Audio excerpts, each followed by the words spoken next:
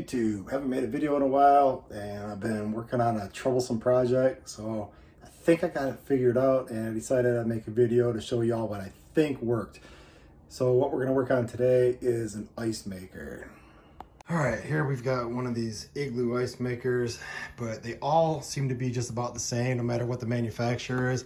And what ends up happening on a lot of these is you get the dreaded ice full light turns on whether the ice is full or not. It seems to be a very common problem. So what you've got here on these, you've got these photo eyes. There's a sensor there and one here, and they need to be able to see each other. If they get blocked by ice, then it breaks the beam. It's just like a garage door opener when it's going up and down. If the beam gets broken, that tells the machine that the ice is full and it stops the machine. Well, for some reason, these sensors go bad. They say you can clean them. I've cleaned them. I've done all that crap. Nothing seems to work. So that left me thinking, maybe I need to jumper the wires. So I took the cover off the back. It's pretty self-explanatory. There's just 6 screws that go around the bottom. Take the cover off. And through trial and error, I started messing around, figuring what combination would actually work on this thing. I'm actually gonna pause the camera here and turn my light on. So what I figured out, you've got sensors coming off of the circuit board. These go to the right side of the machine. These go to the left side of the machine. Actually, it'd be opposite if you're standing in front of the machine, but from the back side, it would be the right and the left. And it appears from trial and error of messing with the wires, the eye that makes the difference is the black one on this side of the machine. The one on the other side doesn't even need to be connected.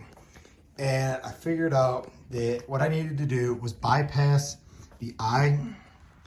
So I found the red and the blue wire that are coming off of the circuit board, and they come up around this channel over here and head over to the eye. All I did was clip those two, I stripped them, and then I just grabbed a piece of speaker wire from out of the garage. So I've got the blue and the red. I joined it up to the gray with the black stripe and then just the regular gray. And I'm gonna clean this all up and tuck the wires in, but just for now for a test run, which worked flawlessly. So there's no more wires going to the sensor. That wire is completely cut. So this sensor on this side is dead. So the wires though coming off of here, you could do this anywhere. I just opted to do it right here. I've got them jumpered to this wire that I've got running around over to this side. Now this sensor needs to remain plugged in. So I've got the same blue and red wires coming off of this sensor, and I've got those jumpered into the same wire that's going back to the other side. So essentially you've got the red to the red. So the red, it has to be connected from the sensor back to the circuit board, but I also tied in this gray wire back to the red on the other side. Same thing with the blue. I've got the blue to the blue that goes back to the circuit board, but it's also tied in to this gray wire with the black stripe that goes back to the blue on the other side. So in effect, what's happening is this sensor on this side thinks that it's always clear no matter what. So in theory, this thing will just run until it runs out of water, and it'll just keep making ice, and you could actually probably overfill it, but as long as you just only fill your water up to your max line, it's never gonna overfill.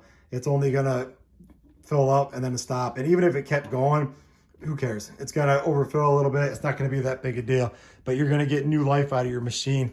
I've tested this, it seems to work. There's other videos out there that are talking about jumping wires or shorting out the sensors. I didn't seem to get that to work. I shorted out the one eye and I thought it was gonna work, but if the lights were off in my kitchen, the machine wouldn't work. They had to be on for the other eye to actually be reactive. It was picking up on the lack of light for some reason. And the way I've jumpered these wires, it seems to be working just fine.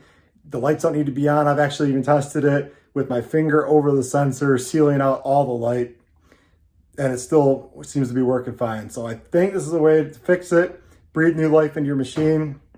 Hope it works for other people and you can get a little more use out of one of these. This seems to be a very, very common problem, and basically for free and about 30 minutes of work for a little hunk of wire you probably got laying around, you can bypass everything, get it working. So hope this worked for you.